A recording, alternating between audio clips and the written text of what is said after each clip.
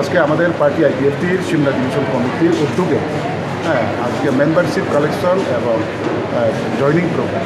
তো আমি অনেক আনন্দিত। আজকে আমাদের পার্টি আইপিএফটির অনেক নেতৃত্ব সেন্ট্রালের জেনারেল সেক্রেটারি থেকে শুরু করে সব নেতৃত্বরা আজকে এই মিটিংয়ে অ্যাটেন্ড হয়েছে এবং আজকে আমরা শান্তিপূর্ণভাবে প্রোগ্রাম করতে পারছি এবং হাউসফুল আমাদের সমর্থন সবাই আমাদের কর্মীরা আছে আমাদের আজকে প্রোগ্রামে।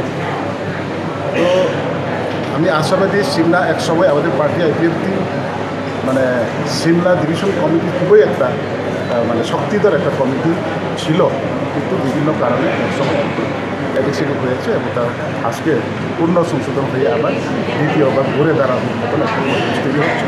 এবং আমি আশাবাদী আজকে আমাদের 25 পরিবারের 87 ভোটার বিভিন্ন রাজনৈতিক দল ছেড়ে আমাদের পার্টি আমরা একই মাত্র জয়নিং প্রোগ্রাম আমাদের অনুষ্ঠান। তো আমি আশা রাখবো সিমলা আবার আগের যে অবস্থা আবার আমরা ফিরে পাচ্ছি।